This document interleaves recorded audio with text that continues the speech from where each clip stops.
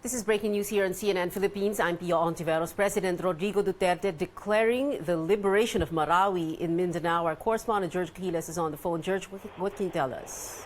So far, Pia, what we can tell you is that the president already declared the liberation of Marawi City after almost 5 months of fight between government forces and the mounted group. Now, here in Marawi City, we're experiencing a light to moderate rain here, but soldiers are really high morale after the declaration of the president that the war is already over. So what I can tell you right now, Pia, is that the president visited Marawi City for the 7th time. We saw a flag raising ceremony in Marawi City, and the troops are really happy. We're on high spirits after this declaration of the president. Earlier, President Duterte apologized to the Marawi, saying that they did not intend to do this. They did not want this to happen. But he promised that the people will come back here and to rebuild the city once again. She said that she will initially help those who are less fortunate ones to rebuild their houses. And he said that they hope that this will not happen again, and he will not allow this kind of incident, this crisis, to happen again here in Marawi City. Yeah, George, let's talk about a little bit more of the details. Let's break things down. Just yesterday, Isnilon Hapilon, the so-called emir of ISIS here in the Philippines, self-declared emir, and Omar Maute were killed in an early morning encounter with government troops. At that time, right after that, the hours following that, General Anyo, Chief of Staff of the Armed Forces, and Secretary Delfin Lorenzana had said that there were still terrorist members or terrorists inside the city of Marawi, although limited to about one hectare, about 10,000 square meters, in what they call the main battle area, the battle area. At the same time, they also said that there were several hostages still in the hands of the terrorists. How does that factor into the declaration by the president that Marawi is liberated as of today? All right, here we still need to get information in relation to those information, particularly the remaining mounted fighters, the so-called stragglers, as well as the hostages that are still with the mounted fighters as of yesterday. So we need to get those information from the military or from the president himself. And so far, earlier, we're still hearing gunshots. We're still hearing explosions from time to time, but we don't know if it is still part of the last-ditch efforts to clear Marawi City from the remaining mounted fighters here in the area. And again, what we know so far is that there's still a remaining mountain leader or ISIS-5 mountain group leader that still remains in the main battle area as of yesterday. That's Dr. Mahmoud, the Malaysian national, and so far no one from the military has yet to give us information about the details on the actual incident early today before the president declared the liberation of Marawi City. George, remember before or even after, during that press conference of General Anyo, for example, and Secretary Lorenzana, binanggit nila ata, I'm not sure which one of them, binanggit nila na dapat nga si Presidente pupunta ng Marawi kahapon, pero yun nga, he was prevailed upon not to push through with the trip yesterday because of that operation so that they could get Isnilon Hapilon and Omar Maute. And then that declaration by the two officers, by the Secretary of National Defense and the Chief of Staff, AFP, na meron pang mga terorista at although stragglers nga ang tawag sa kanila, at the same time meron pang mga hostages. And still, in spite of that, the city of Marawi is declared liberated. So, kaya nga ngayon, ang inaabangan natin ay kung ano yung mga detalye na nangyari from last night until this morning so that we could verify from the military as to what really happened, where are the remaining hostages, were they able to neutralize all the remaining mounted fighters in the main battle area, among others. But as of now, in our location, there's just rains here. wala masyado ng putukan, unlike kaninang umaga na may pa-isa-isa. Ngayon, wala na. But wala na. So we don't know kung ito na nga ba talaga yung sinasabi ng Pangulo na tapos na or malaya na ang Marawi City mula sa kamay ng mga mounted fighters. So yan yung mga bagay na aabangan natin. So sa ngayon, naka-standby pa tayo dito at hinihintay natin itong further announcement from the military or from the executive branch. George, kahapon binanggit mo na nga na in so many words, no, high moral na nga yung mga sundalo. Kanina lang, if I'm not mistaken, you used the word they were jubilant and they still are and very upbeat. Tama ba? Ganun ba yung, kumbaga, high moral, tuwan-tuwa sila? What is, can you describe to us more yung pakiramdam, yung mga sinasabi, yung mga facial expressions, no, ng mga sundalo? Yung iba sa kanila, 5 buwan na nandoon, not every one of them could go home or could take a break. Some of them have been there in the last 5 months since May 23. Tama yan, Tia. Lahat ng mga sundalong nakita natin kanina, mga nakangiti sila at masayang-masaya ngayon na nagkukwentuhan sila, nagtatanungan siguro, no? Nagtatapikan sa kanilang mga balikat after the pronouncement of the president. And in the past days, Pia, nakakausap natin yung mga sundalo. Talagang sinasabi nila yung gaano kahirap yung sitwasyon nila, especially that they're far from their families for the past almost 5 months. So ngayon, ngayon subukan natin kumuha ng mga reaksyon mula sa mga sundalo dito. Makakausap mo ba sila ngayon, George? You don't have to give their names and their ranks or their units. Subukan natin siyang makalapit. Dali lang. Okay, well, we're still speaking to George Cahiles, our CNN Philippines correspondent. George has been in and out of Marawi ever since May 23rd, ever since this crisis began. It is almost 5 months to the day that Isnilon Hapilon led fighters of the Abu Sayyaf and Omar and Abdullah Maute, the brothers Maute, and their group attacked the city of Marawi. The attack was in response to an attempt by government forces to arrest Isnilon Hapilon in one of the barangays of Marawi. What was very strange there and very interesting was how men clad in black fatigues were able to just suddenly, as if emerge from the homes and onto the streets of Marawi. We're going to go back to George right now. George? RIP, I don't know if you heard one of the soldiers that we spoke to, and he was saying that they're really happy about what happened. And the president himself came here in Marawi City to announce the liberation of Marawi City. Finally, their patience and their sacrifices paid off after long of careless fighting with the mounted fighters. Okay. George, I'm so sorry. George, I'm so sorry. I was speaking over you. I was talking over you. I thought you were still trying to get. So do you mind? Can you try and get him again or someone else? All right, sige. I'll try to look for another person here. All right. All right. We're waiting for George Cahiles. Naghanap lang siya ng isa pang sundalo para kausapin. Sige, George. Sir? Excuse me, sir. Quick question lang, sir. Anong pakiramdam niyo, sir, na nadeklara na malaya na yung Marawi City, sir? Ay, masaya po, sir, kasi magiging malaya na din ang sambayan ng Pilipino po, sir. Sir, gaano kahirap na itong pinagdaanan niya dito, sir? At finally, tapos na itong gera. Anong nararamdaman niyo po? Pakiramdam, sir, kasi napatay na, sir, yung dalawang leader, sir. Sir, ano ba yung mga nalulok forward mo? Ano yung mga gusto mong mangyari ngayon? May mga plano na ba, sir? Dito, sir, sa Marawi, sir. Marawi. Or kayo, personal din, sir, kung may mga plano. Plano, sir, makauwi na sa pamilya, sir. Yun lang naman, sir. Masaya kami, sir, ngayon. Kasi tapos na yung gera, sir. Ano kami, sir, yung pamilya? Sobrang miss na, sir. Ilang buwan ba kayo sa dito nakastay sa Marawi, sir? Simula May 23, sir. Simula nung pag-gera Wow, dito, sir. May 20. Sir. O yun nga, Tia. So, since day one. Since day one. 6 days sir, short of 6 months. Exactly, sir. Halos 5 buwan kayo naiwan dito, sir.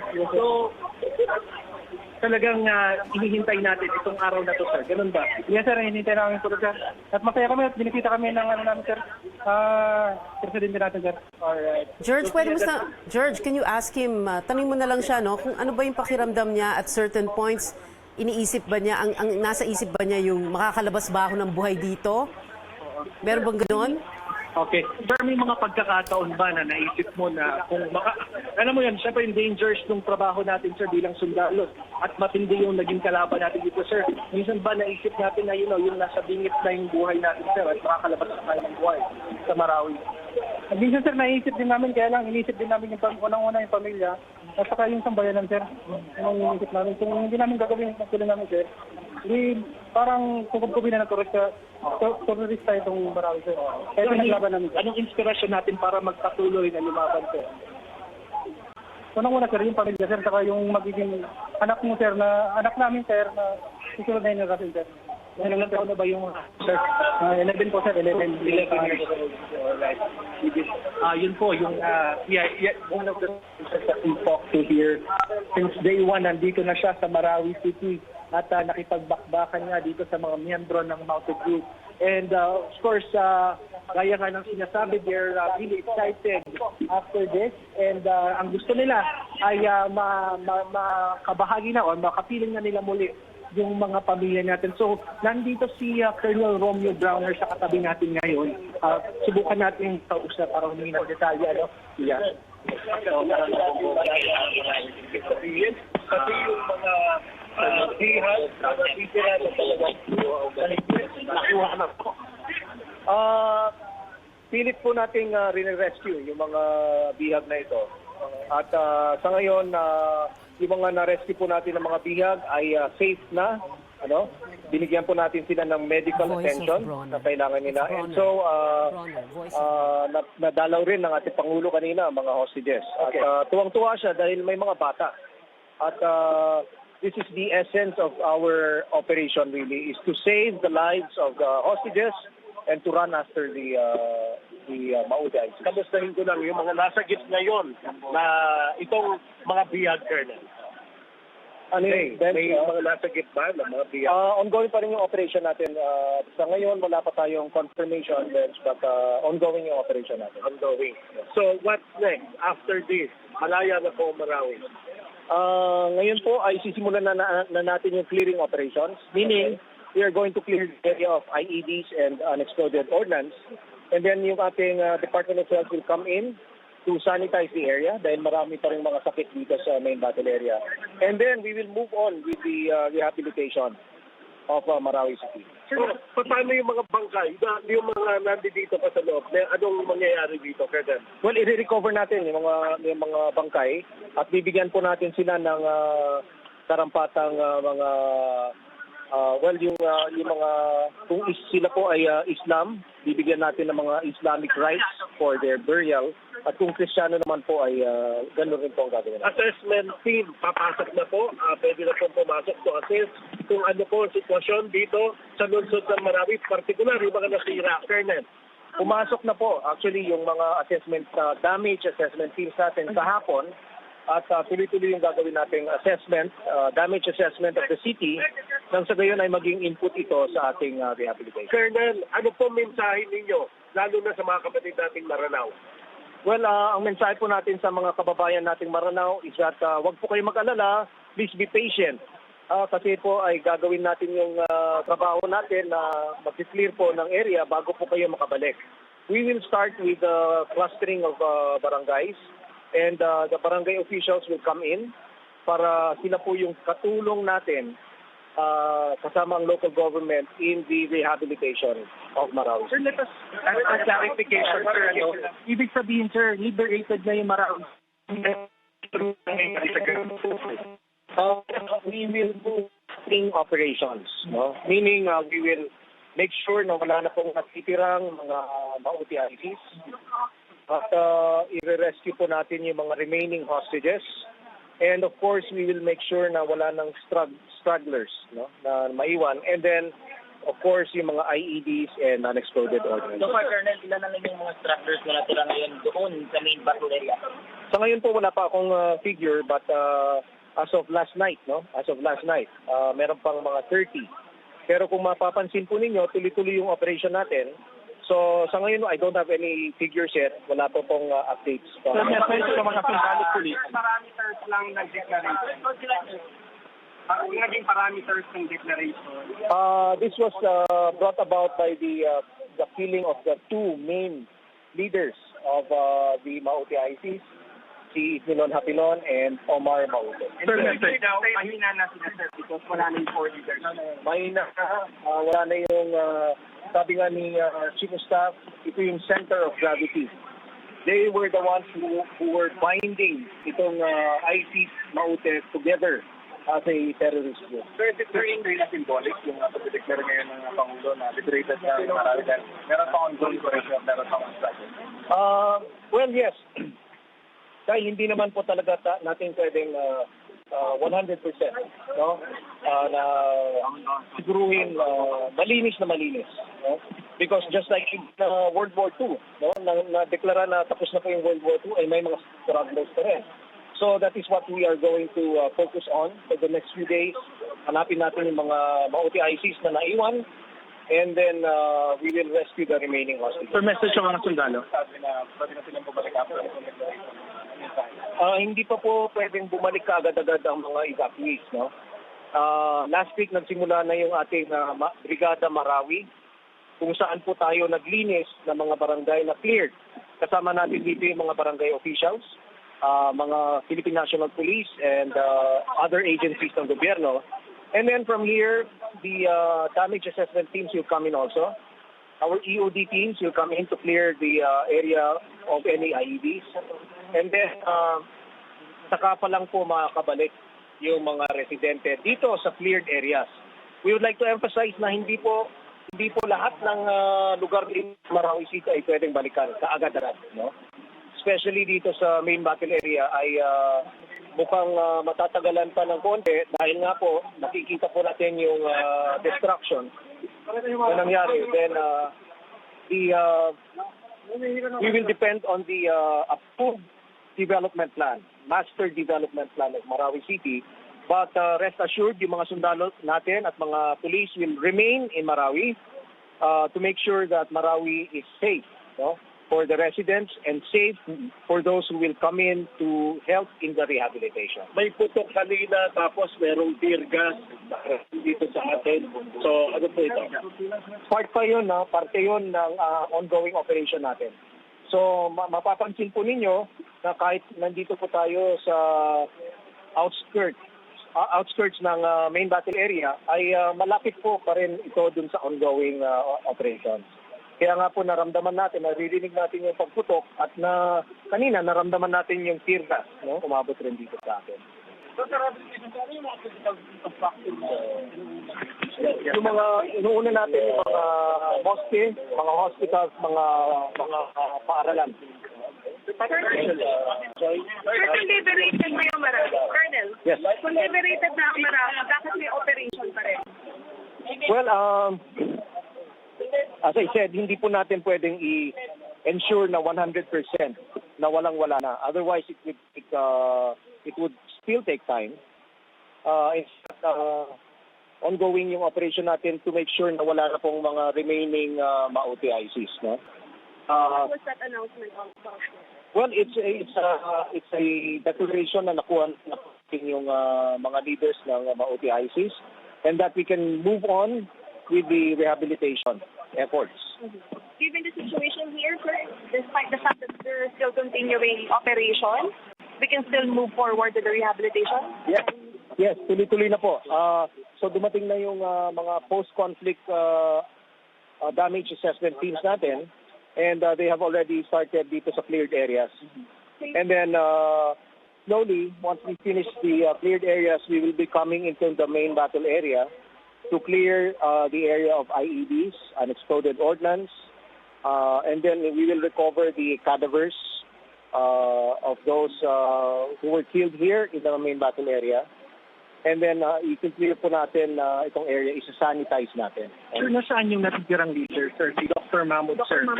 Naniniwala tayo na nandyan pa rin si Dr. Mahmoud, no? But we hope to be able to get him very soon. Sir, this is the perfect time to prepare the liberation. Yes. Why, yes. sir? Well, we have already neutralized their leaders, and we believe that talagang it will be just a matter of days no? Matter of probably a matter of days bago matapos talaga ito. Yung bakbakan mismo. Humina na ang Maute ISIS because of the loss of their leaders. And at we believe na tuloy-tuloy na po ito. Tuloy-tuloy na. Ano sir si Dr. Mag with leaders? He's not as strong as the other two leaders. Sir, to clarify lang natin, sinabi ni Presidente, he declared that Marawi City is already liberated. But can we say that the war is already over? Is that the same thing, sir? No. Okay. Yung ating declaration of the liberation of Marawi is a strategic statement. No? Meaning, it's a message that we want to tell the world, no? That tapos na po itong problema ng Maute ISIS. No? They cannot be victorious anymore. Okay? Wala na po. Patapos na po. Pero nandun na po yung dalawang bangkaya, Milon at Maute. Nandun pa rin ho sa Joint Task Force, sa Trident. Pero bibigyan po natin sila ng Islamic rights, no? Dahil rinirespeto po natin yung kanilang religion. And in fact, ang ating imam will do the rights. Messages mga sundalo po. Well, of course, pagamat ito nga, nag-celebrate tayo, no? But really, we have to bear in mind yung sinabi ng ating Pangulo na wala talagang panalo dito sa gera na ito. No? In fact, nalagasan tayo, mga sundalo at mga pulis. Alalahanin po natin yung mga kasamahan natin na nasa palad. At ipagpatuloy pa rin natin yung kampanya natin sa terorismo. Thank you. Wala nang fighting. Yeah. Wala nang fighting. Wala nang klaseng fighting na lang naiiwan. George? Yes, Pia. So that's Colonel Romeo Bronner, the Deputy Commander of Joint Task Group Ranao. So he's telling us na symbolic lang itong isinagawang declaration ng Pangulo. This is a strategic declaration to show that Marawi City is really under the control of the government. There's no way that the remaining Maute fighters can win in this fight. So primarily, ang sinasabi niya, ginawa itong declaration na ito is because nakuha na nga yung leaders ng ISIS-inspired Maute group na sila Isilon Hapilon at si Omar Maute. At dagdag pa dito, talagang naniniwala daw sila na wala na talagang kakayahan itong nagtitirang Maute fighters na lumaban pa at manatili na... Oo. So George, itong sinasabi niyang liberated is a strategic statement. Ito yung sagot niya doon sa tanong mo na kung yung liberated na ang Marawi, is that the same as the war is over? Because you were saying na, and he pointed out, and so did the other media elements there, that like you said earlier, meron pa rin gunfire, there were still military operations going on at this time. That's correct, Pia. Sabi nga niya kanina, hindi pa siya nakakakuha ng update kung from the remaining fighters ba ay may dadagdag na napatay sa Maute Group at kung naligtas na ba yung sinasabi kahapon ni General Anyo na around 22 hostages. Kasama, hiwalay pa doon yung mga sinasabing dependents o kamag-anak noong mga natitirang Maute fighters sa loob ng main battle area. So binabanggit niya tuloy-tuloy pa rin yung operasyon doon sa loob ng main battle area. At hindi daw sila titigil hanggat totally maubos nila yung kanilang kalaban at ma-rescue primarily yung mga civilian sa main battle area. Pia. Right, George Cahiles, babalikan ka namin. Kausapin lang muna namin si Marawi City Mayor Majul Gandamra. We'll go back to George Cahiles in just a moment. Mayor Gandamra, magandang hapon po sa inyo. Magandang hapon po sa inyo at sa mga nakikinig. Mayor Gandamra, 148 days ago on May 23rd, that late afternoon po, kausap ko po kayo during CNN Philippines Breaking News when the attack first happened. Now, today, just moments ago, President Duterte is declaring that your city has been liberated. What is going through your mind, sir? Ano po yung nasa isip ninyo ngayon? Well, tayo po ay nagpapasalamat. Mixed feelings po dito sa pag-liberate na-liberate po Marawi City. First po talagang masero tayo dahil napatay na po ang kanilang mga leaders at ito ay senyales na patapos na po ang kaguluhan dito sa Marawi City. Nandito po ako sa Ground Zero. Pangalawa po, doon naman ho sa mixed reactions ay talagang nakita ko ang laki ng pinsala na naitulot ng kaguluhan dito sa Marawi City. Kanya po talagang masakit sa aming kalooban na nangyari ito sa aming syudad. But with the pronouncement of the President that ayusin mo niya, ay tayo po ay maasa na maayos bumangon ng Marawi City. Kanina lamang, Mayor Gandamra, kausap ni na George Cahilas ng iba pang media doon sa Marawi, si Colonel Romeo Bronner ng Joint Task Group Ranao. At ang tanong kasi ni George sa kanya, kung ang statement na liberated ng Marawi, ang ibig bang sabihin nito, kapareho pa ba ito ng the war is over? Sabi niya, liberated ang Marawi is a strategic statement. So, are we supposed to understand this as para bang pangpa-low moral halimbawa sa mga tinatawag na stragglers? Because they're saying, the military is saying, meron parang mga 30 terrorists, yung mga miyembro ng Maute ISIS group doon sa loob. Pampalo moral ba? Para mag-surrender na sila or para makuha na sila? How do you see this, sir? Well, I would say that strategically liberated ako ang Marawi City. Kasi po dahil kahit may sinabi mga leaders nila ay nanguta na po at ang natitira na po ay ang kanilang mga tao and I think low moral na po sila.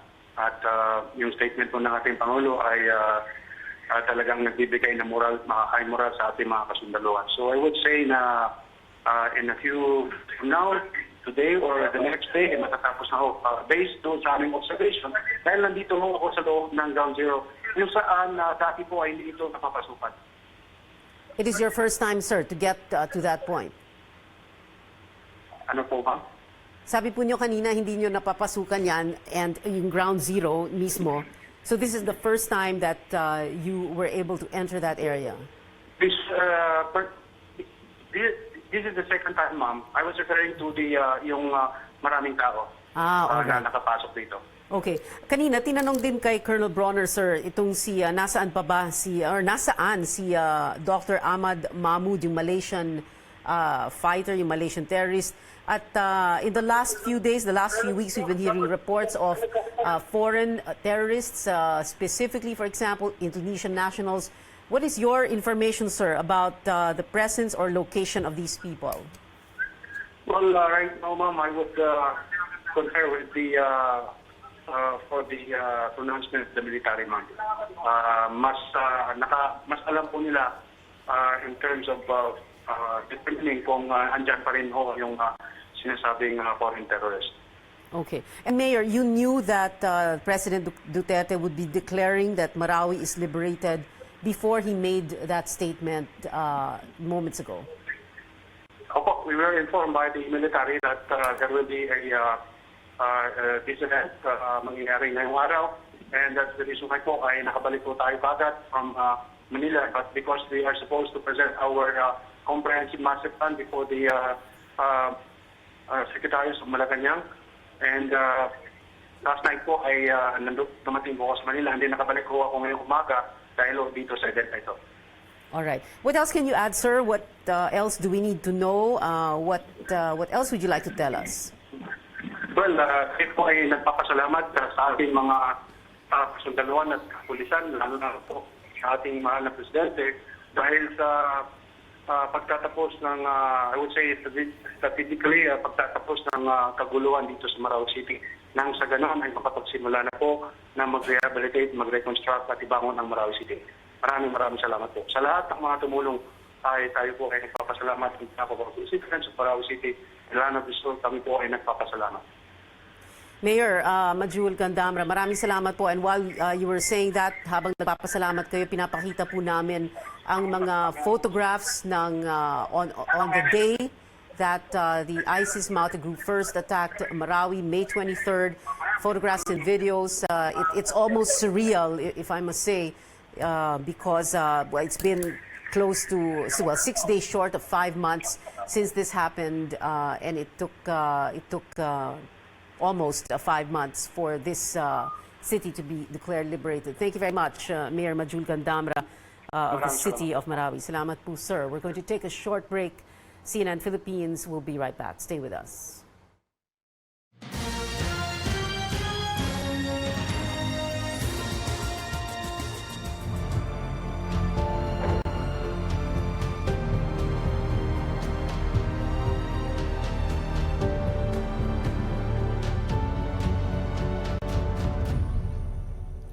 Welcome back. This is breaking news here on CNN Philippines. I'm Pia Ontiveros. Just 6 days short of 5 months since day one, since the first day that the ISIS Maute group led by Isnilon Hapilon of the Abu Sayyaf and the Maute brothers Abdullah and Omar and their terrorist members attacked the city of Marawi. President Duterte declaring the liberation of Marawi city just minutes ago. Let's look back on what transpired in Marawi when the ISIS-inspired Maute group attacked that city.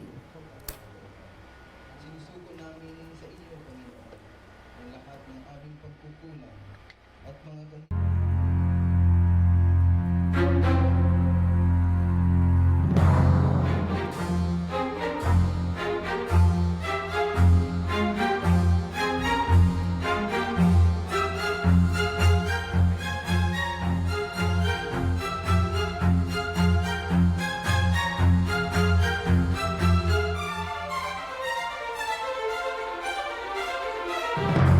I had to declare martial law in the Mindanao group of violence.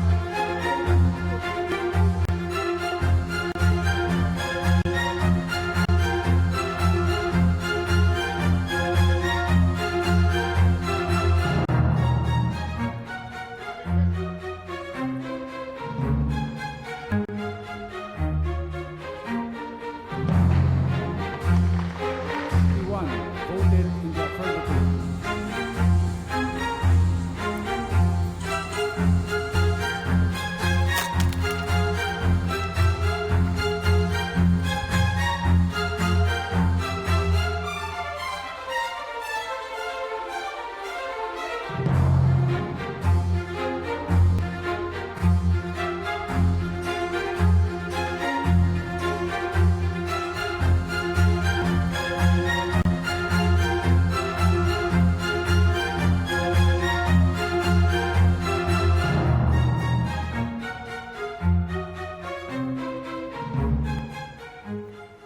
Yesterday, October 16th, Defense Secretary Delfin Lorenzana confirmed Abu Sayyaf leader Isnilon Hapilon and one of the leaders of the Maute group, one of the Maute brothers, Omar, was killed.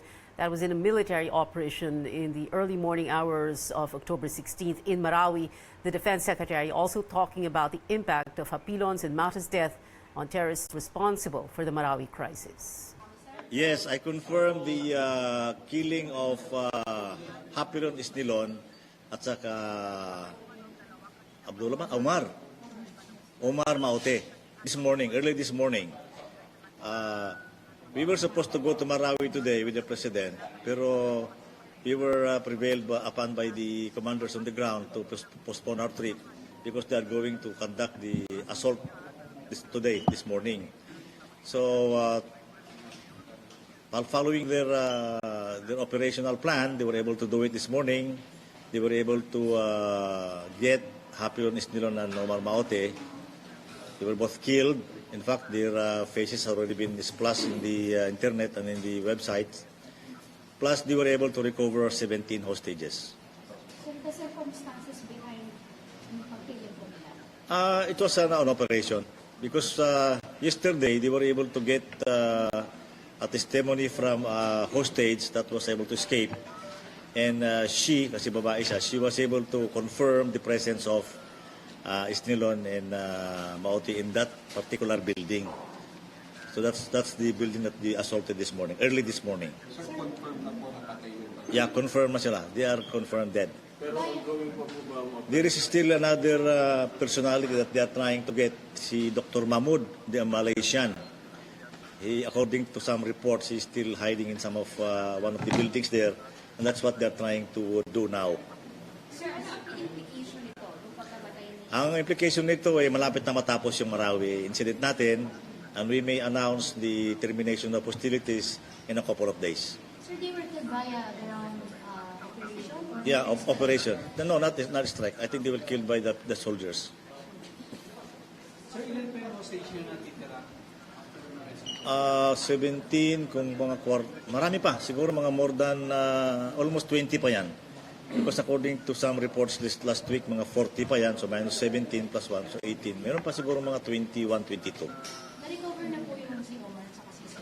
Hindi pa.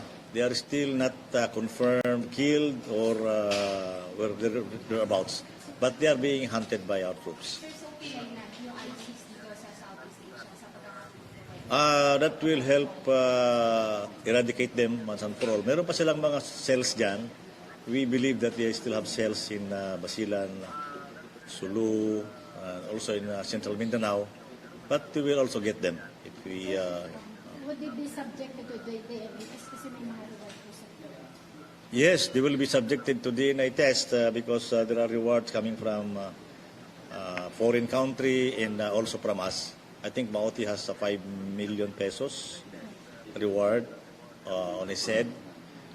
Isnilon has a $5 million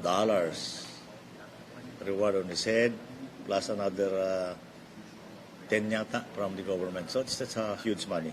So, sir, with the taking of Apilon and Maute, mga kailan ma-lift yung martial law? No, we are not talking about lifting martial law yet. Tingnan pa natin. We are only looking in the immediate aftermath of the killing of these two leaders. We may be lifting or maybe announcing the cessation of hostilities in Marawi City within this week. And then after that, we'll find out, we'll assess what the entire Mindanao if there is a need to recommend to the President the lifting of martial law. Yung kanina, sir, may ibang patay na Maute during today's encounter?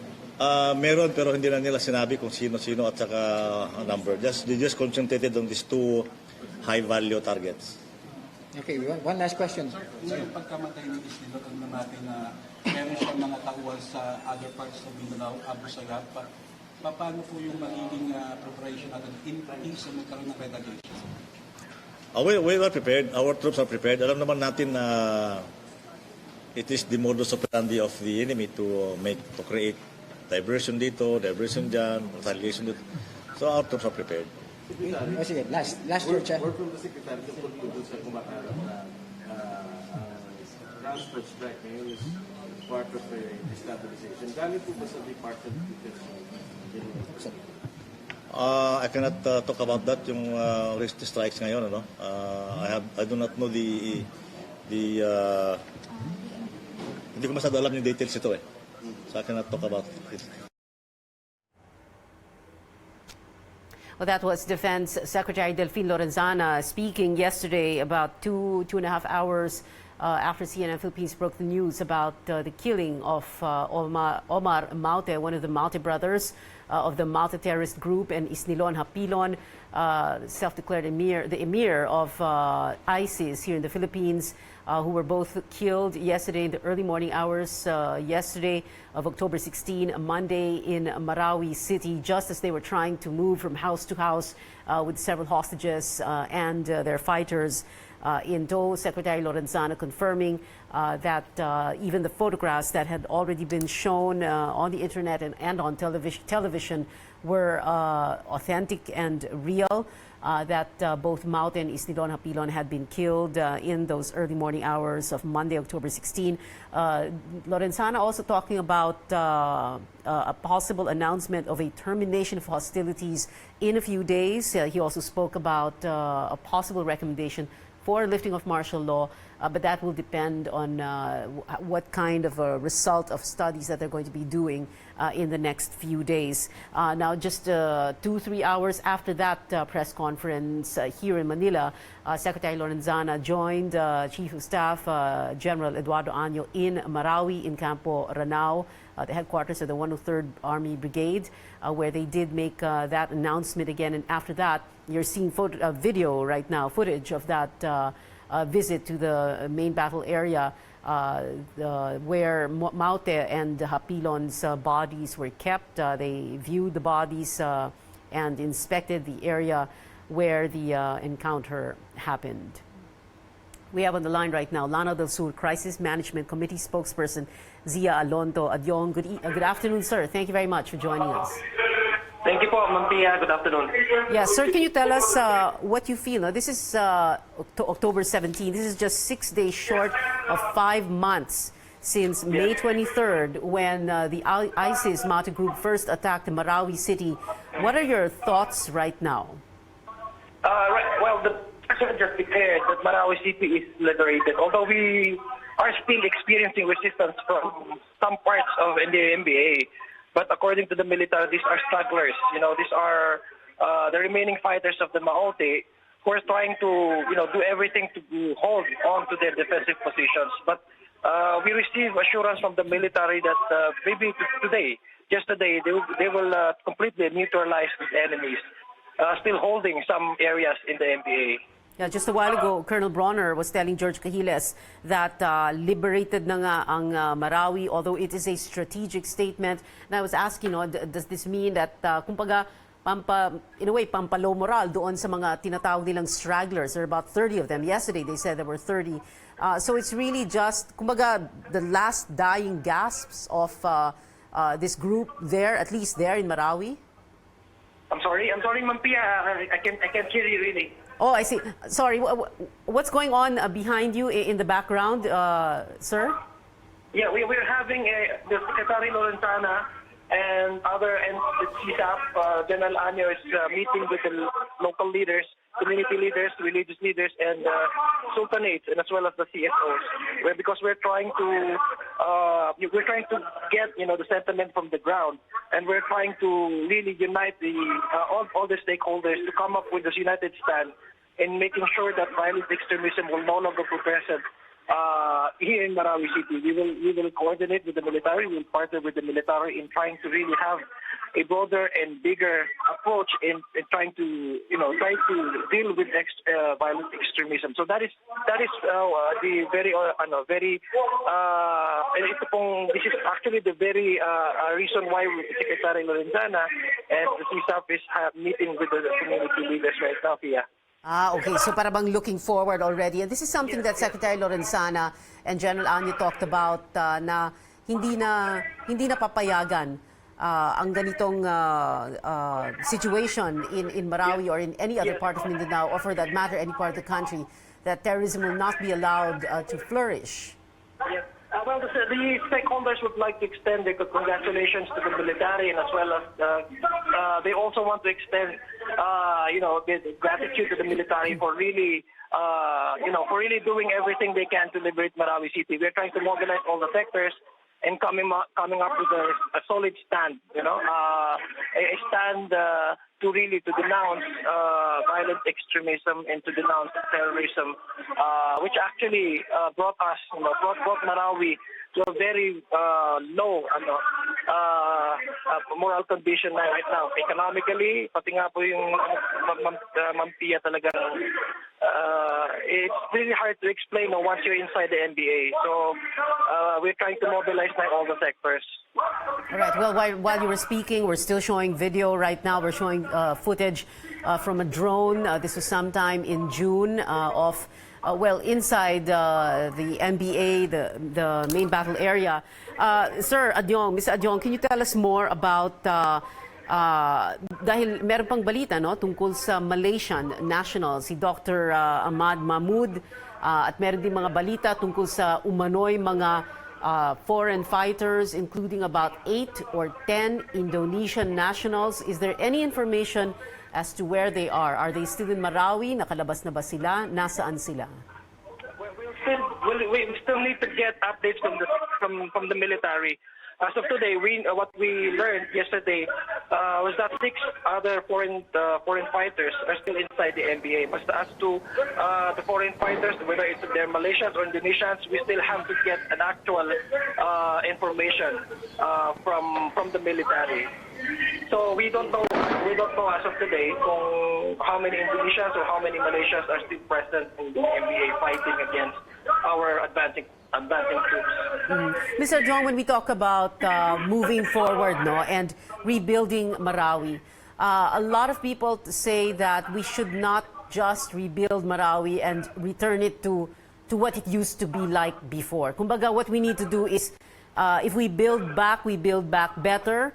We build a better Marawi, and not the, kumbaga, hindi na ito dapat yung old Marawi. Is that correct, sir? Well, definitely it has to pass through consultation first. We're trying to consolidate recommendations from the LGUs of Lanao del Sur and Marawi City, as well as Mindanao State University. We will try to reconcile and to make a united, reconciled and then a united, to basically to have a comprehensive master plan for the rehabilitation of Marawi City. So, of course, as soon as we have the master plan for the rehabilitation of Marawi City, it has to go through a process of consultation because we need the approval and also how the community will really accept our proposal, whether we're going to expand the city and try to create the townships, or whether they want to rebuild Marawi City based on its previous, previous state. Meaning to say, we really need to consolidate all the land titles, resolve the issue on private lots versus public lots. Because what we have right now, Pia, is not really titled lots, but only declaration. Because 6,000 hectares of land in Marawi City has been declared under military reservation. So one of the challenges really right now is how to sort out private lots versus that of a public lands or military-owned lots. So that's one of the reasons why we need to consult with the community in order to accept whatever is the proposal coming from the Task Force Bangon Marawi so far as rehabilitating the city. Yes, well, interesting, and it's good that you brought that up, Mr. John, because above and beyond the physical rebuilding of the city of Marawi, like you said, land titles, for example, because the way we understand it, that isn't really the practice. So, but when you say na kailangan i-consult yung mga tao, I mean, that is the law of the land, hindi po ba? That is the practice in other parts of the country. So, it's not something that is going to be negotiable, correct, sir? I mean, there have to be land titles. There has to be a distinction between private land, public land, and like you, as you brought up, the 6,000 hectare military reservation. Yes, that is correct. That is correct for Mampia. But in the case of Marawi City, there's so many problems in the past that have now started to pop up.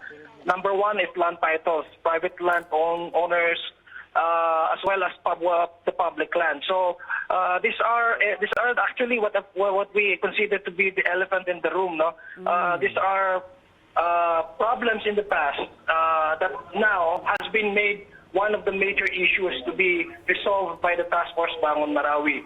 Sa ngayon, Pia, what we only get are from the DNR ARMM are declaration, even during the 50s, no? Very minimal lang. It's just a minimal portion of lands that are already titled under private ownership. So now we have to, we have to really make sure that whatever is the plan of the Task Force Bangon Marawi, insofar as rezoning the area, we have to at least get the acceptance from the community, because community acceptance is really the key here, and making sure that the proposal for the rehabilitation in Marawi City will be fully materialized. Because maski na gumawa ka pa dyan ng rezoning, but if the people are not acceptable to that, do not accept the proposal, then nothing positive is going to come out of it. So kailangan talaga, we need really to have a massive consultation. These proposals that we will reconcile will have to go through the consulting the people from the area and also to solicit the support from the community, the stakeholders, and that is what we're doing right now. We're trying now to mobilize as early as now the support from different sectors in Marawi and Lanao del Sur. Oh, dahil Mr. John, hindi ba like you were saying, mahalaga kasi yung may buy-in, no? Buy-in ng mga stakeholders, all the people, residents of Marawi. And it's interesting, your candor is very refreshing when you talk about how these so-called problems, kumbaga, well, you use two terms, pop-up and the elephant in the room. Dahil matagal na ito, pero dahil nga sa nangyaring gulo sa Marawi, dahil sa this attack on Marawi by the ISIS Mounted Group, biglang lumitaw ito, naging public knowledge. So there are so many things aside from this that need to be fixed in Marawi para pag na-rebuild po ang Marawi, hindi ito yung dati. Correct, sir? Yes, that is correct, Ma'am Pia. Gusto ko natin talaga na once we rebuild Marawi, the design of new Marawi would generate, economic life to adjacent municipalities. Because based on our experience in the Marawi siege, although the Maute and the members of the ASG attacked only a portion of Marawi City, only 14 barangays, but the impact of the crisis is all over. It paralyzes the entire province. So we need to make a plan that would not only focus on the aesthetic or the physical reconstruction of Marawi City, but as well as it would generate, economic life to other adjacent areas. So whenever there's a calamity that might strike Marawi again, it will not entirely paralyze the whole province. Mr. Adjong, ano po ba yung ibang, kumbaga, using your words, no? The other elephants in the room, apart from land titles or land that has no titles and owners who claim them based on tax declarations. Bukod sa ganoon, ano po ba yung kailangan ayusin sa Marawi? I think we also need to ensure the ownership of the people over the lake and the resources that is coming out from the lake. Remember, the Lake Lanao is the major source of electric power in the entire Mindanao. So right now we still do not know what is the actual share of the province and in the city, and even down to the barangay level. We need to make sure that revenue from the Lake Lanao generated from the Agus River electric plants should be insured and making sure that the people who really inhabit the land will have a fair share in its revenue. We were talking about federalism that is now being deliberated in both houses of Congress. So I think we also make sure that the people, because when you talk about federalism, we have to generate local income. There won't be any support from the national government. It's going to be the local government who will really support their own community. So in order for us to really materialize and make sure that federalism is applicable in the ARM, or at least in Lanao and Marawi City, we really have to address the issue on ownership of the lake as well as the revenue that is collected from the Agus River or the Agus power plants. That's interesting, Mr. Adjong. Bukod sa land titles, isasama na rin po ba ninyo ang vehicle registration? I'm sorry? Vehicle registration? Yes. Yung mga sasakyan. We also need to, we already recovered a number of vehicles from the controlled and even from the areas that have been recovered by our government troops. And we stockpile them in an area for the owners to really, for the owners to claim these vehicles. And they only need to provide proof of ownership. So the LTO, the provincial government, and the city government, as well as the Joint Task Force Marawi, have already coordinated insofar as turning these vehicles over to the rightful owners. They only need to at least provide the proof of ownership. Again, it is a matter of Daranaos not really attracted to invest their money in commercial banks.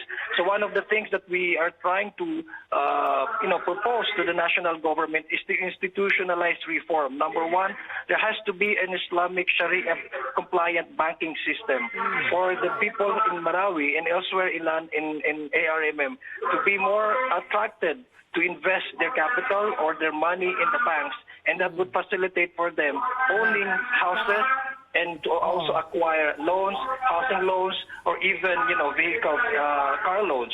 So that's one of the problems that we actually observe, that there are some of the vehicles, although owned by a certain individual, but the right owner, the rightful owner, or the one who is paying the bank is actually a different person. So this is one of the issues, Pia, that needs to be tackled and needs to be addressed. And the only way we can really fully address these problems is through institutionalizing reform. And maybe our congressmen or our senators can probably study this and then find the necessary measures or legislation to correct this kind of problem. Well, the people of Marawi and Mindanao can do that also. Can contribute, like you say, be stakeholders. Interesting that you bring up the banks because I remember day one or the first few days of the crisis, nung nabalitaan na commandeer yung isang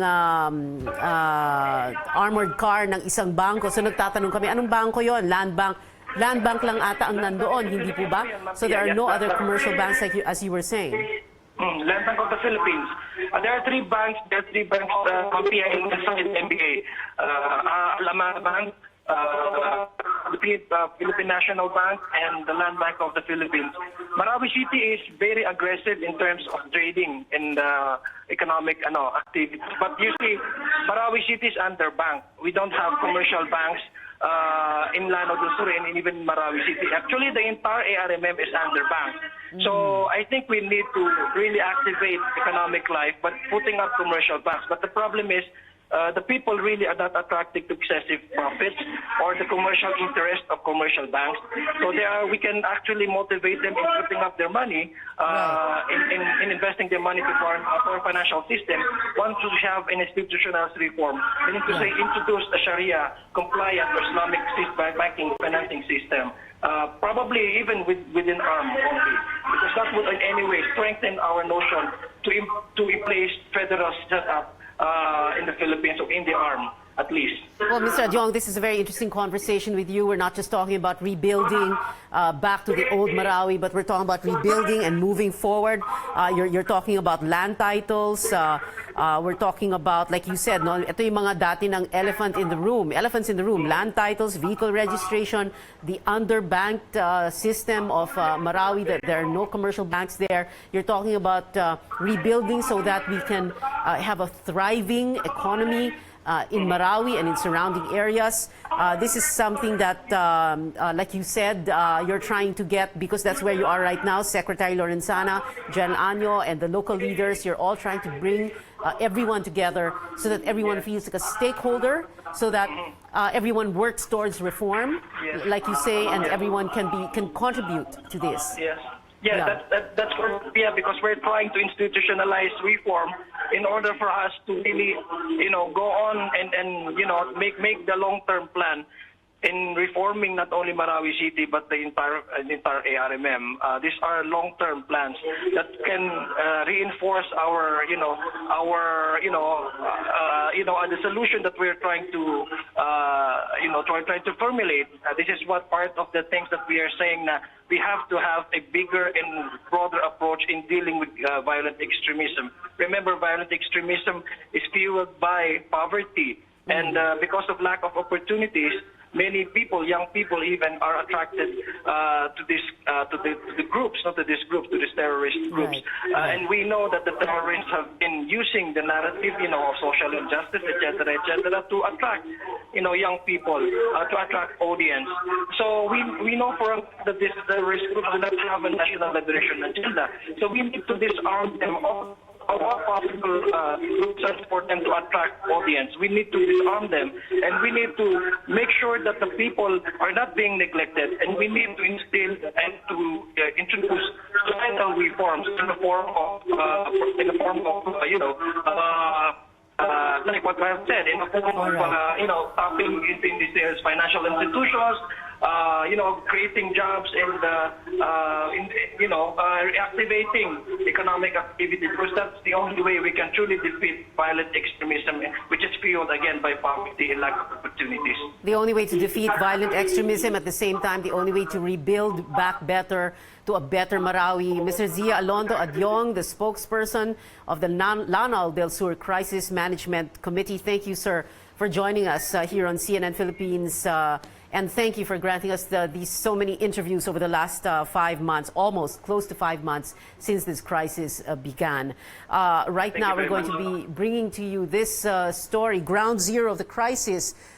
with the Maute Group. Marawi City, it was also a paradise for many. It was known as a tranquil place dotted with beautiful mosques even being called, and it was at one time called the summer capital of the South. Our Mai Rodriguez looks back at the beauty of Marawi.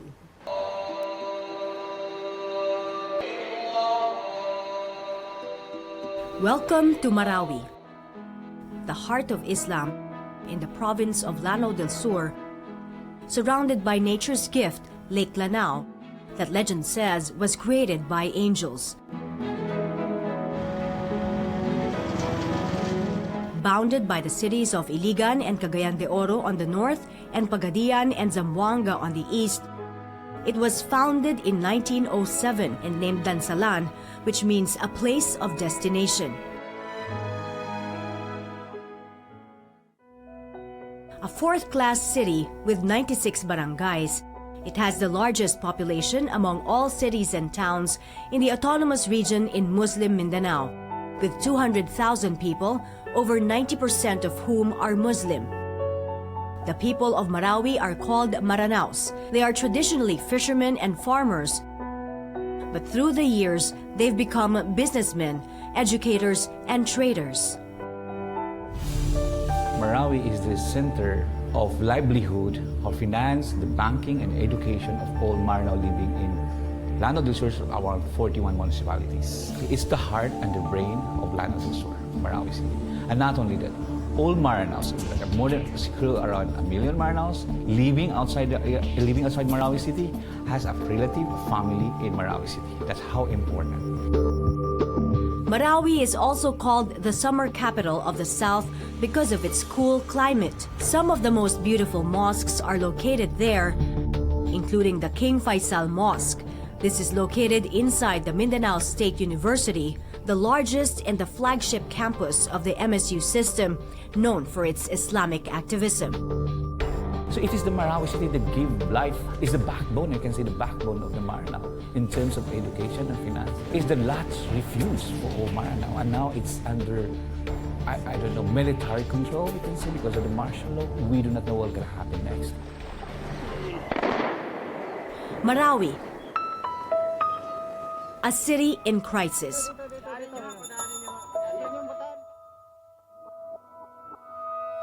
And the Maranaos, amid terror and chaos, are standing strong in faith for their loved ones and the city they call home. Mai Rodriguez, CNN Philippines. Just a while ago, we spoke to Zia Alonto Adyong, the spokesperson for the Lanao del Sur Crisis Management Committee. Mr. Adyong has been spokesman for that committee, facing the media almost every day since day one. Day one, of course, is 148 days ago, May 23rd, 2017, when the ISIS-inspired Maute group, led by the Maute brothers Abdullah and Omar, who have since been killed. Omar was killed yesterday morning alongside Isnilon Hapilon, who was the emir, so-called emir of ISIS here in the Philippines. Isnilon Hapilon, of course, one of the Abu Sayyaf leaders. His group and the Maute brothers nagsanib ng puwersa para sumalakay sa city, sa Marawi City noong May 23rd, 2017. We were also on that same day speaking to Mayor Majul Gandamran. We spoke to him again. We were asking him what it felt like from May 23 until today, when President Duterte declared that the city of Marawi had been liberated. A while ago also, George Cahiles had been speaking to Colonel Romeo Bronner, who is the Deputy Commander of Task Group Ranao. Ranao, of course, is Campo Ranao, the headquarters of the Army's 103rd Brigade. That is in Marawi City. Colonel Bronner saying liberated is a strategic statement that is meant to send a message to one and all that the Philippines will not allow terrorism, and not just in Marawi, not just in Mindanao, but in the entire country. Also, Zia Alonto Adyong talking about how it's important to rebuild not just the physical structures or the physical infrastructure of Marawi, but also to rebuild back to a better Marawi. For example, to settle the problems of what he called elephants in the room, like, for example, land titles, land registration, vehicle registration, the payment of the use of electric power. Lake Lanao, for example, also the banking system. He said no commercial banks there. Everybody remembers what it was like in the first few days after day one when news broke that the rebels had taken or commandeered an armored truck of Land Bank of the Philippines. Many of us asking here, like, when we didn't know yet that if it was a land bank, nagtatanong kami, anong bangko yun, ano? At ang sinasabi na nga sa amin, walang ibang bangko doon sa Marawi, kundi nga yung Land Bank and the other local banks. So Zia Alonto Adyong talking about how important it is. When we were speaking to him, he was together with Secretary Lorenzana of the Defense Department and the Chief of Staff, General Eduardo Año, speaking to local leaders in Marawi. They were talking about how it's important for everyone to be a stakeholder in reforming and rebuilding Marawi. We're going to pause for a short break. Please stay tuned to CNN Philippines.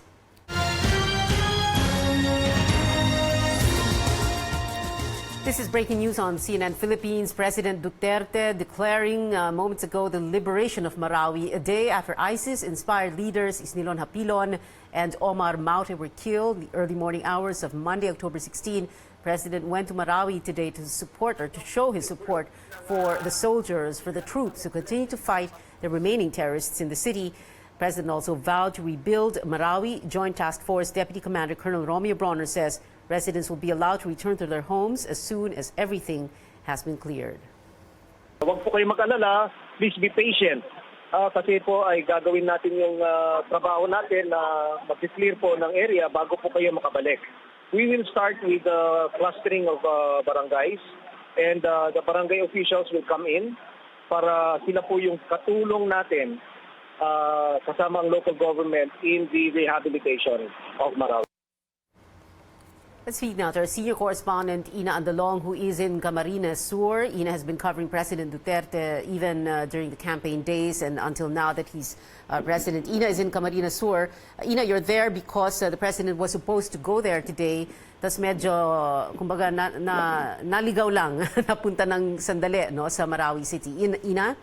That's right, Piano. And clearly, that's a sign or indication talaga on how important this liberation is for the president. As we know, it's been 5 months since he declared martial law in Mindanao to deal with a problem in Marawi. He's been criticized for his martial law declaration, which he firmly believes is what's needed to solve the problem in Marawi. Now, he sees the siege in Marawi, Pia, not just as a problem of terrorism, but also as a situation which basically reflects how the illegal drug problem is in Mindanao. In the past, he has stressed, lagi niyang sinasabi that drug money is fueling terrorist activities in the south. Now, also, alam natin, pabalik-balik si Pangulo doon sa Marawi. He's been going there back and forth to make sure that the soldiers know that he is one with them in this fight against terrorism. He also often says that he feels somewhat responsible for the many soldiers killed in Marawi because, after all, he was the one, he says, who sent them there to fight terrorists. And perhaps, Pia, that's also a reason why he's been constantly reassuring troops of the administration's support for their needs, not just with regards to their equipment, but also for their families' needs. Now, again, while this is something that the president has been waiting for, we do know that the president does not want any celebration, even with Marawi's liberation. He says in the past, he would always say that he just wants things to just move on, of course, perhaps to the rehabilitation phase next. And also, we do expect to hear some directives from him, likely regarding how he sees the terrorist problem in Mindanao now.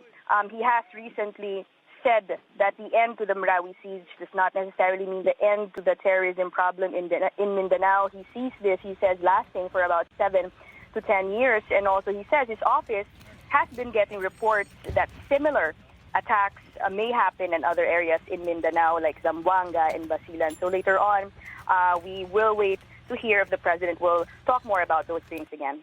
Yeah?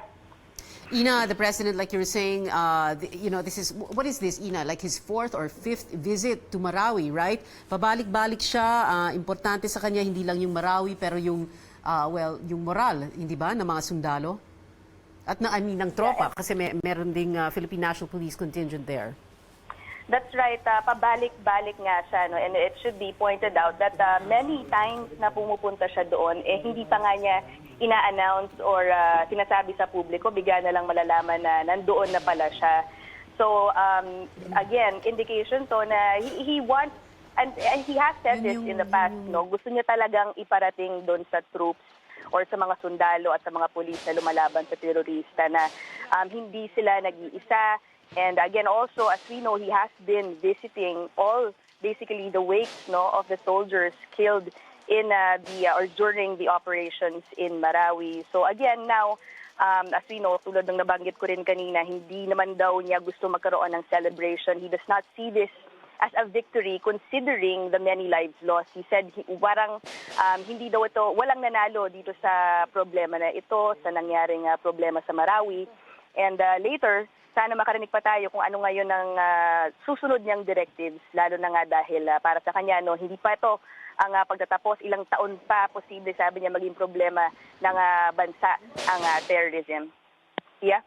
So Ina, tutuloy pa ba ng Camarines Sur si Presidente?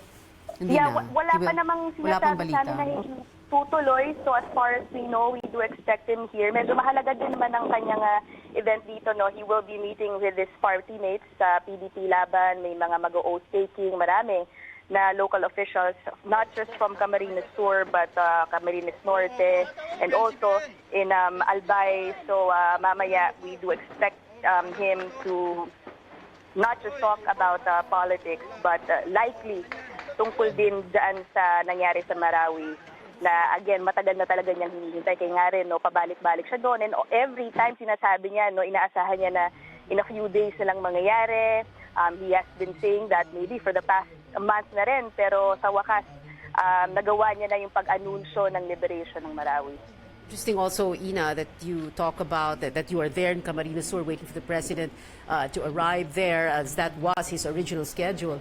It is, after all, the home province, the home region of Vice President Leni Robredo. Also interesting, Ina, when we talk about how important it is for the President na pataasan ng ipahigh moral, no, ang mga tropa sa Marawi. Kanina, Ina, ulit-ulit namin pinapakita, may isang video dito na yung mga sundalo, yung mga tropa crossing a bridge. If I'm not mistaken, I can be corrected by my producer right now, no? I think that is Mapandi Bridge, kung hindi ako nagkakamali.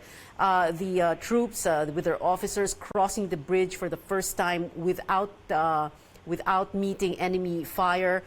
Every time merong mga kumbaga ito, mga small victories ito, no? When you win a battle inch by inch, feet by feet, square feet by square feet, kilometer by kilometer, it is something that you not only record as they were able to record on camera, on their cell phone cameras, but it is a very emotional moment to be able for those soldiers, for those police officers to cross that bridge without enemy fire meeting them.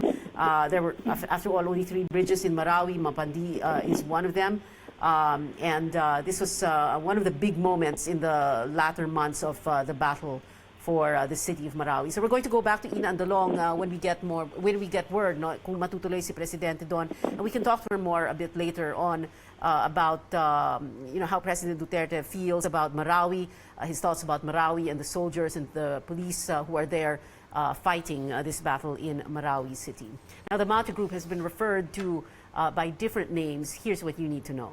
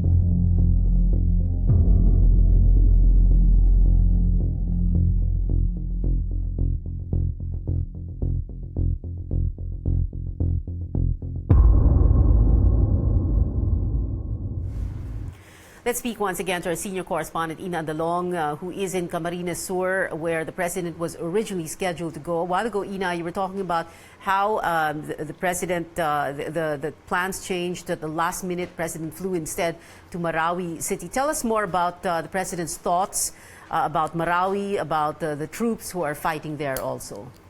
Well, Pia, every time the president would talk about what's happening in Marawi, it's clear, with his tone, and he gets even sometimes emotional when he talks about the soldiers killed, the many soldiers already killed because of the operations in Marawi. And again, that is the reason why, or among the reason why he wants to make sure that as much as possible he can be at Marawi and in Marawi. And as you mentioned, like what happened today, it was something that was unannounced. Of course, the development there came, we understand, yesterday, the killing of Isnilon Hapilon and Omar Maute.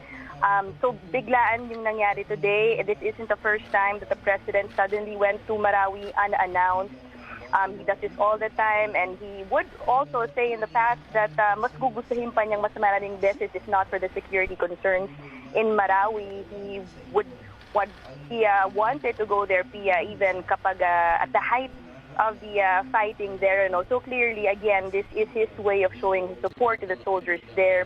As I mentioned also doon sa report ko kanina, lagi niyang sinasabi na he feels somewhat responsible for the many soldiers killed in Marawi because he was the one who declared martial law. He was the one who felt that martial law is needed to resolve the problem in Marawi. And of course, because of that declaration, troops were sent to Marawi, and of course, many of them killed because of the operations there.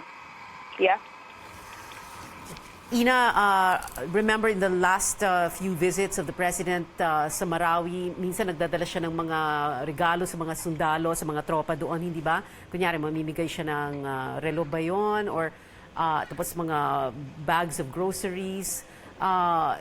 He really likes to do this, no? Yeah, hindi lang yun, pangpataas ng moral, kumbaga, doon sa mga sundalo. And he doesn't just do it in Marawi. He often talks about this in his speeches. Sinisiguro niya na kahit anong mangyari sa mga sundalo na ito, if they do leave their children behind, yung mga asawa nila, hindi nagtatapos ang tulong ng administrasyon. He would always talk about having a scholarship fund for the children of slain soldiers, and also would talk about a pension fund that may be tapped by the families of soldiers in the future. That, of course, is this fund, the 50 billion pesos at least yan, ang he's currently working on and find a sourcing for. Yeah?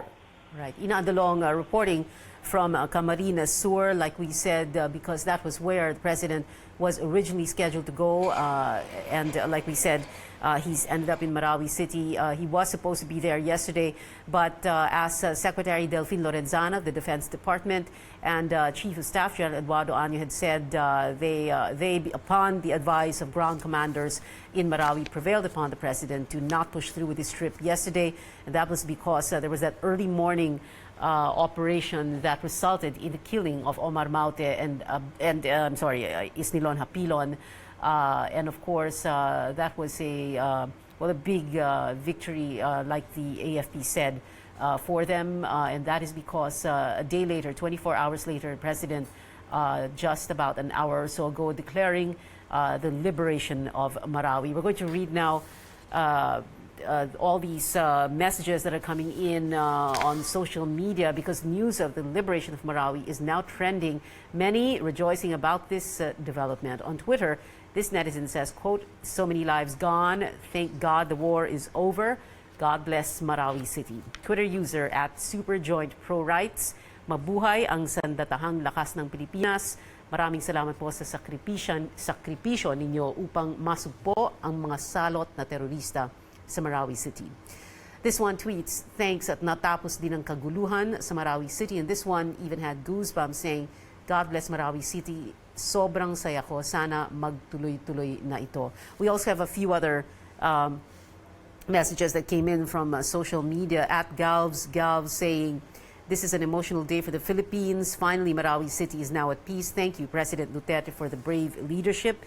Ludic Gion saying, "I'm so proud about how the soldiers who fought in Marawi City can still smile despite all the losses. You all did great. I salute you."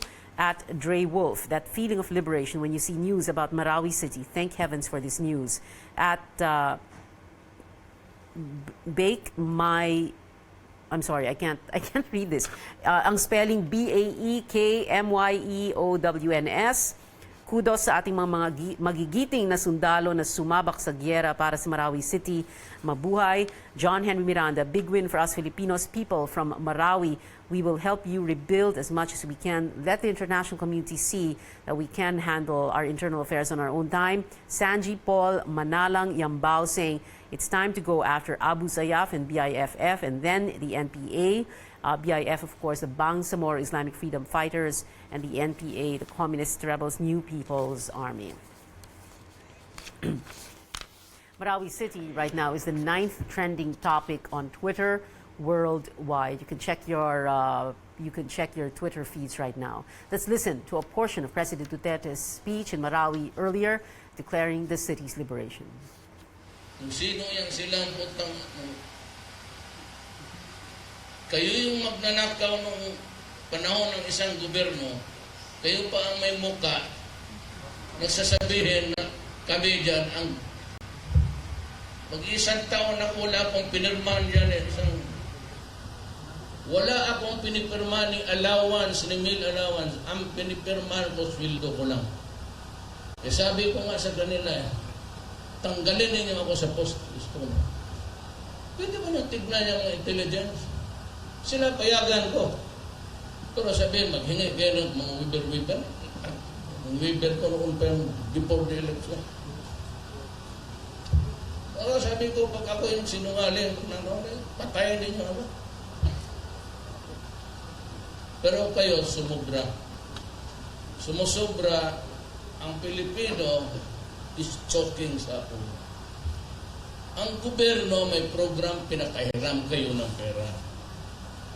Ayan, bayaran ninyo dahan-dahan lang.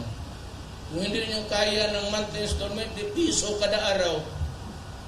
But change your machines, equipments, because they are killing the people dyan sa carbon dioxide na yan.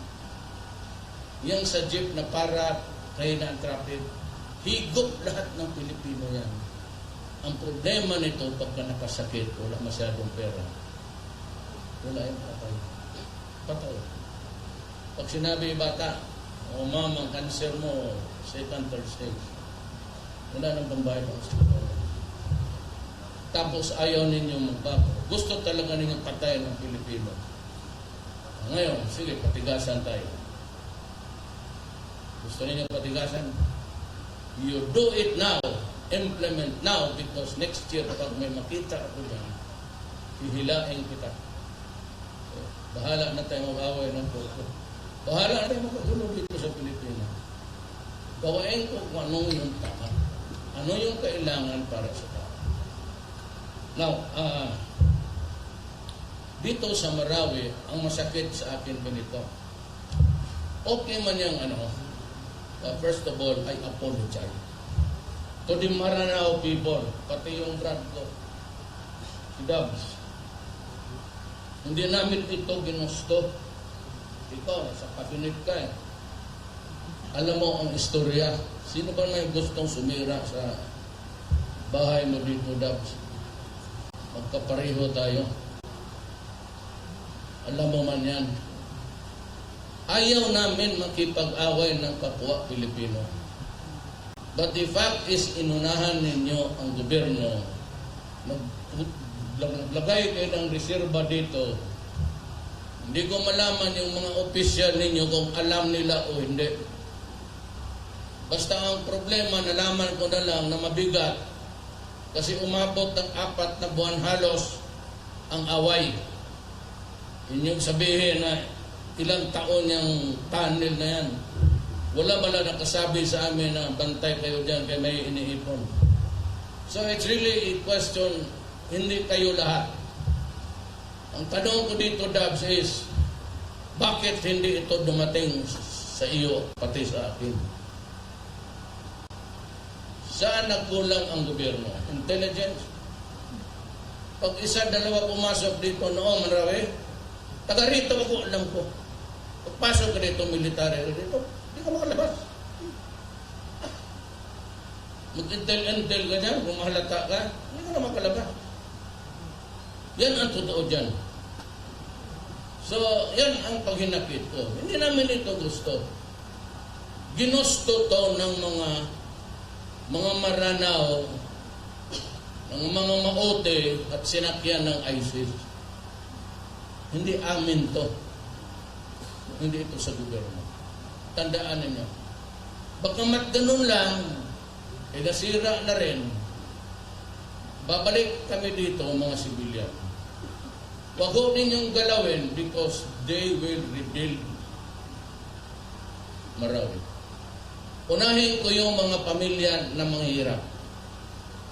Yung mga maranaw, nagkaroon ng pera, at yung mga opisyal na nagkaroon ng pera sa Siabo, kung saan ninyo tinago yan, ilabas ninyo, yun ang gawain ninyo. Paayos ninyo yung sarili ninyong building. Hindi ako tutulong kung lalo na sa listahan ka na drug addict. Mas mabuti patuloy, umalis ka na dito. Hindi, ang pangako ko kay Allah, hindi na ito maulit. I will never again papayag ako na mag-ipon ng armas tapos gawain ng hindi na mangyayari. Government must have access to all. Paglagay ako ng kampo, either we live together in peace, pakisama kayo sa Pilipino, o gira tayo. Wala problema, marami akong sundalo. Marami kaming bala. Yan ang gusto ninyo, sige. Pero there will be some teams headed by General De Rosario. Dati itong na-assign sa Davao sa task force. Kilala ko siya. Siya ang sinabi ko na bahala na siya. Ngayon, inabot naman tayo ng ulan, okay na sana yon. Ito na lang deklarasyon. Tumabi na muna, okay yung pabasa dyan. Tapos na yun. Ang declaration ko of liberation of Marawi. Ladies and gentlemen, I hereby declare Marawi City liberated from the terrorist influence that marks the beginning of rehabilitation of the city.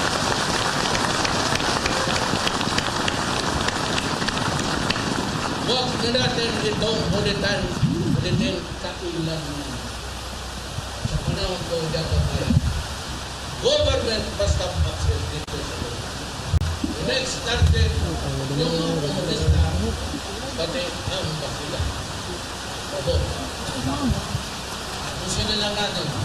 Mga minahal ko, sundalo, ulit. Ang problema ko,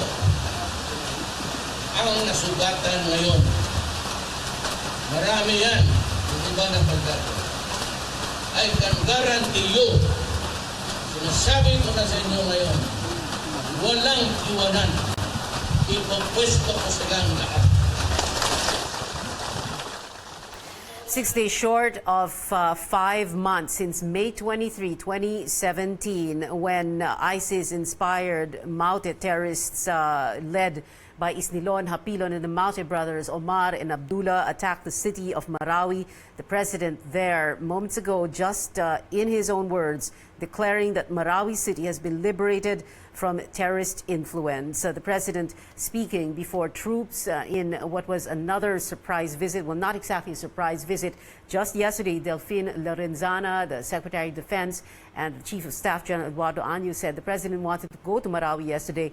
It's just that he was prevailed upon by them, based on the advice of ground commanders, not to go yesterday because they were going to launch that operation that would eventually get Omar Maute and Isnilon Hapilon. Since day one, since May 23rd, 162 soldiers and policemen have sacrificed their lives in this battle for the city of Marawi. 47 civilians have been killed and over 800 terrorists died in that city in Marawi. Right now, clearing operations still ongoing. The military saying that there are about 30, what they call stragglers now, 30 fighters of the ISIS-inspired Maute group. We also spoke to Mayor Majul Gandamra of the city of Marawi. He talked about how he felt that his city had since been liberated. Again, this is just 6 days short of 5 months since May 23, 2017, when that attack happened. President Duterte, about an hour or so ago, declaring